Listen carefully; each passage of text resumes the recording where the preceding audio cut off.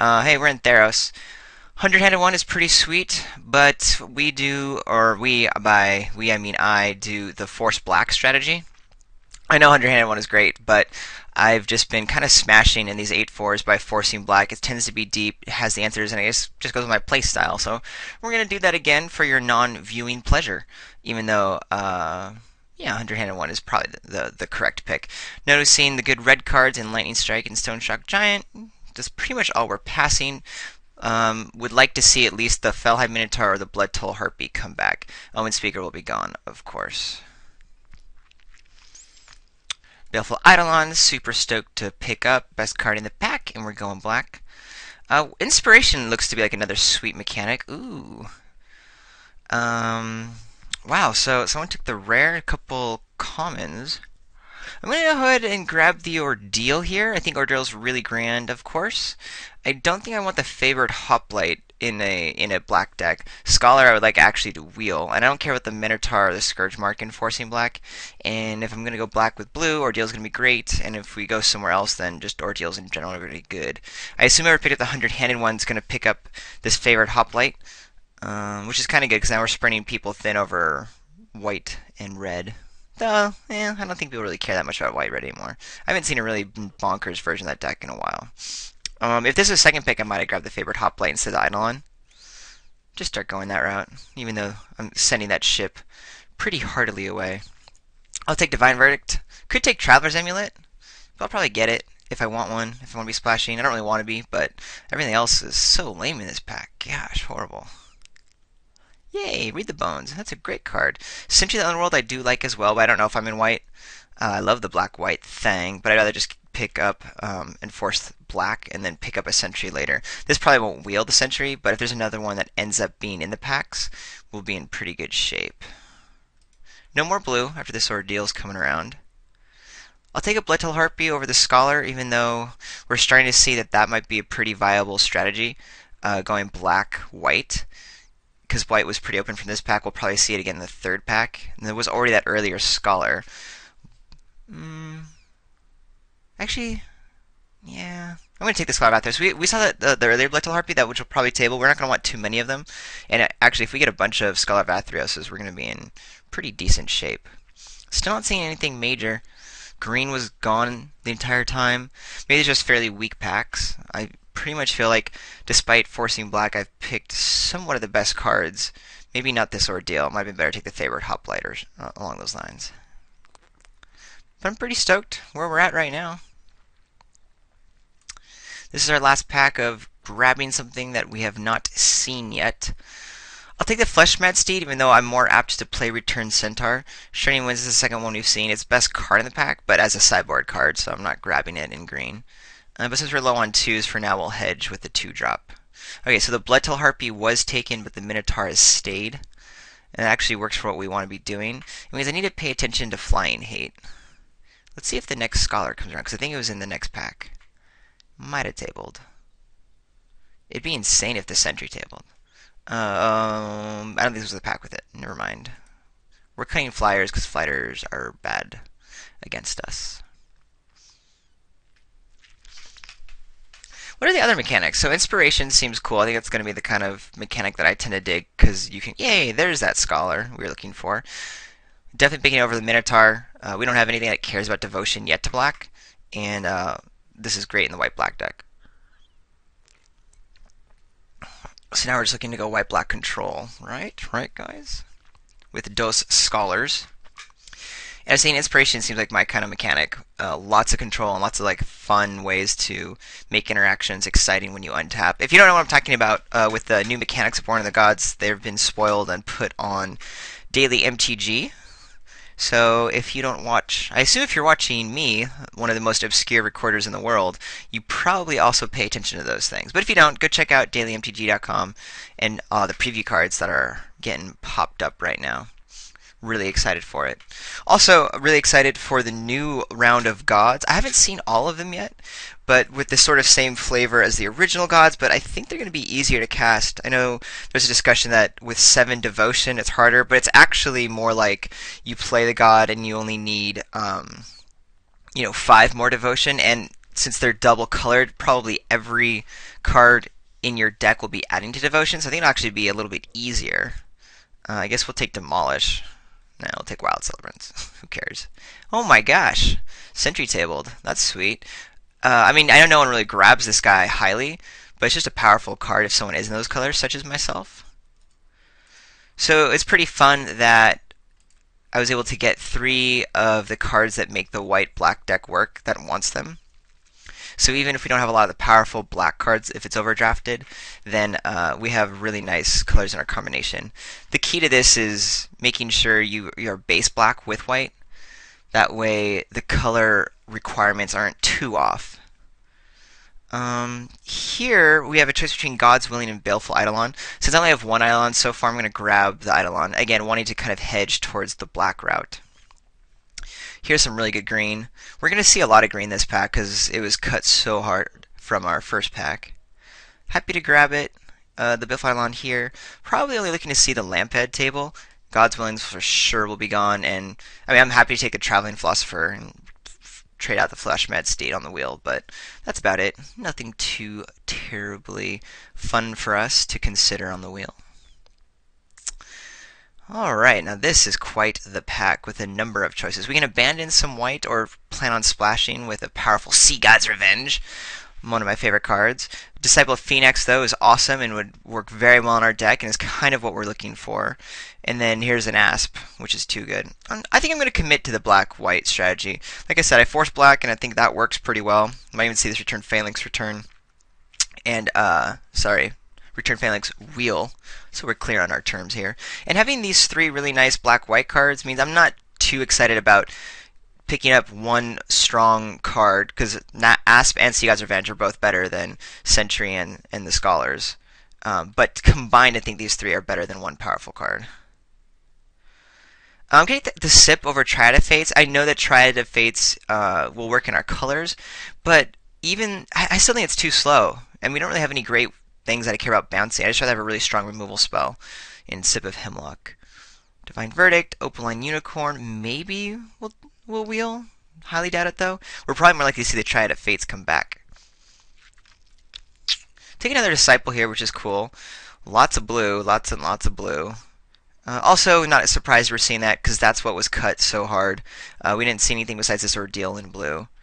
So, not surprised, but still having a strong pick means I'm not going to grab a Voyage's End or a Nimbus Knight. These are blue cards that are better than my black card, but this is still a great black card. Wow, this is great that these are still here. Obviously taking the Emissary, would love to see another Eidolon, but we already have 2 in the 2-drop slot, and the Emissary is just insane. This is a great pack. There's still a Leaf Crown Dry, Sea God's Revenge.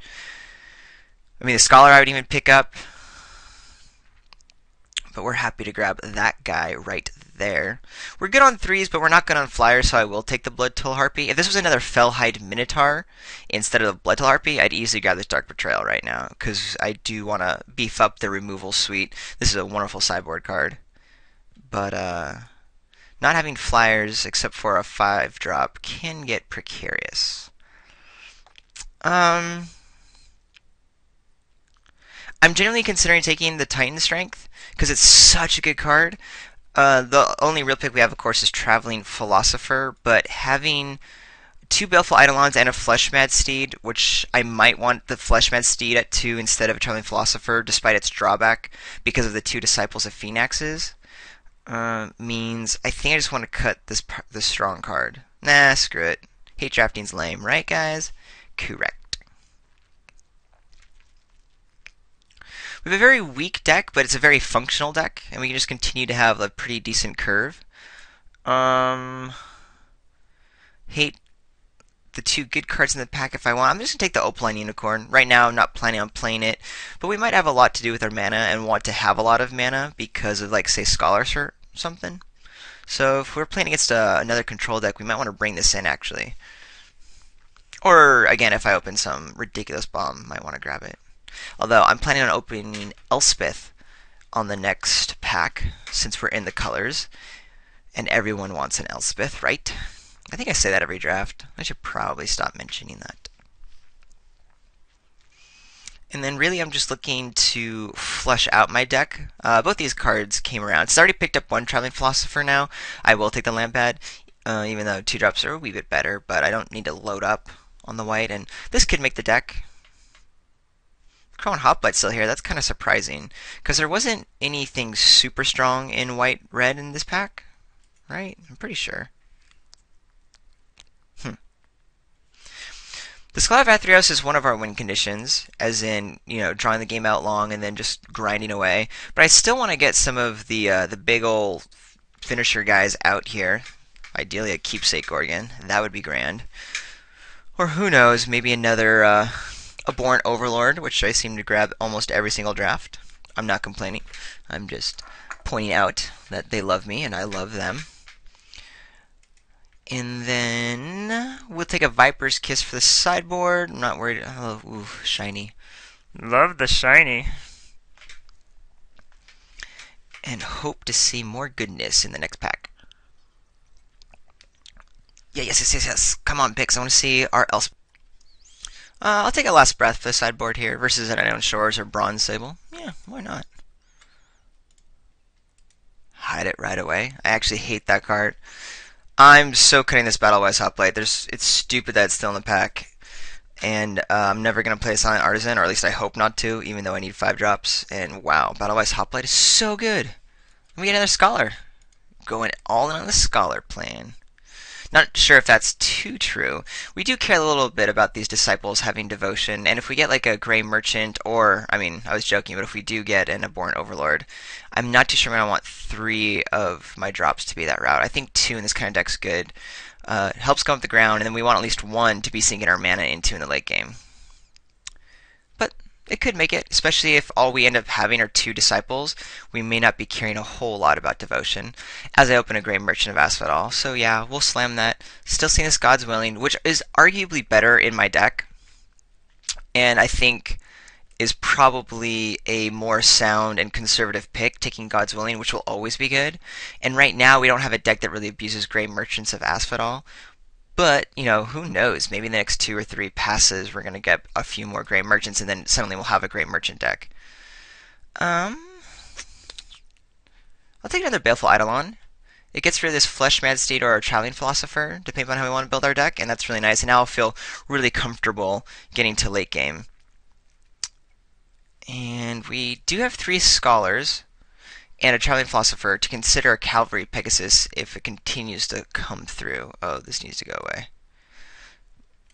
Polish Crusher is such a good card.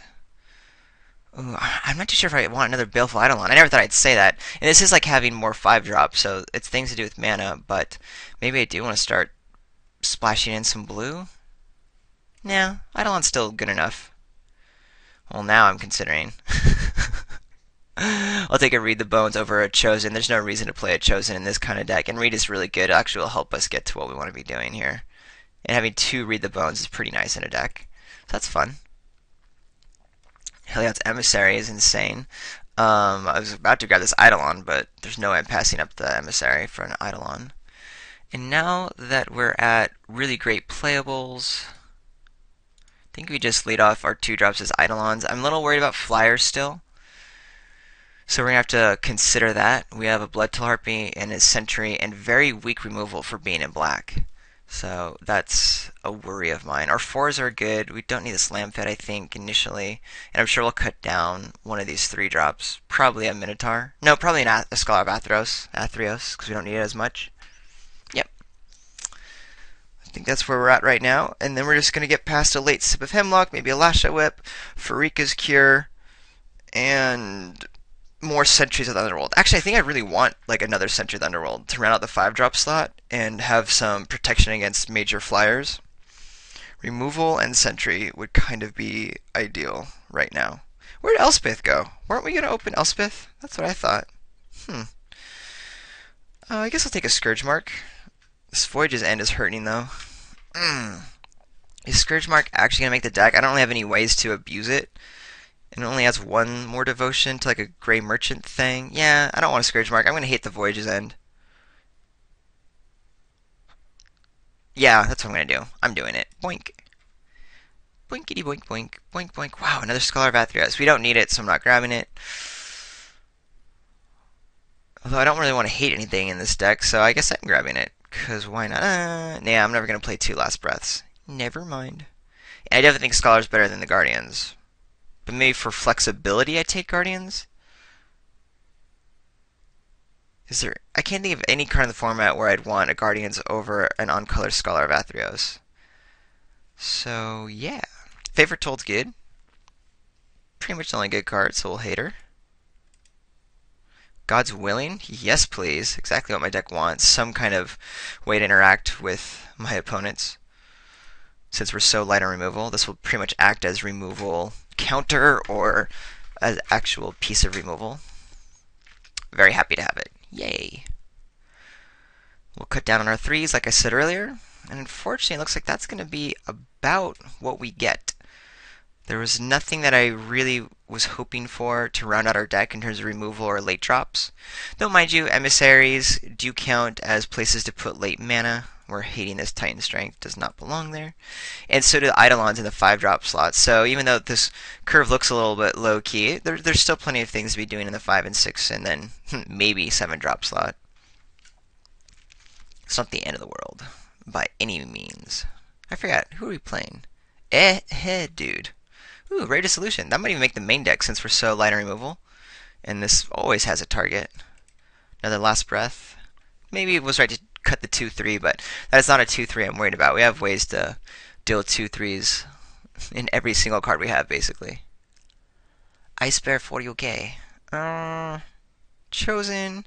Spark Jolt only gets the Blood Till Harpy, so I don't really care about that. Yeah, I'll take the Chosen. Not going to run it, but I don't want it in a heroic deck.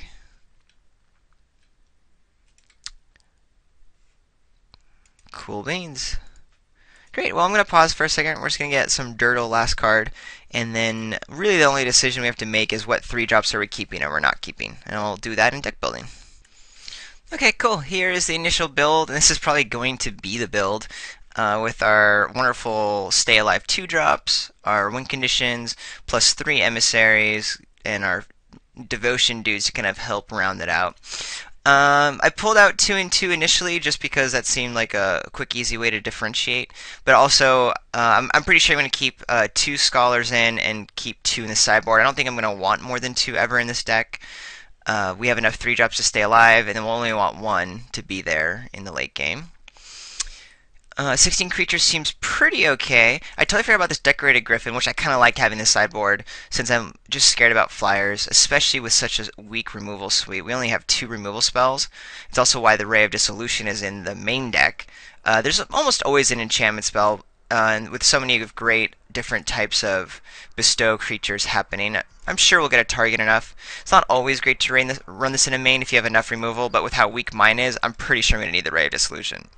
Excuse me. So we're just going to rely on our different creatures helping us stay alive. We'll probably be trading off aggressively these Baleful Eidolons to get to where we need to be.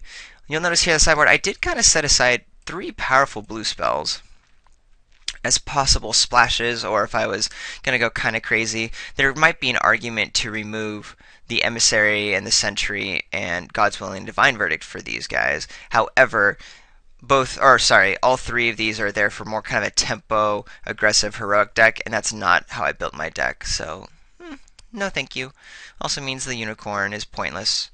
Lampid might come in if we see no enchantment targets. Take this guy out, put this guy in against a non-black deck.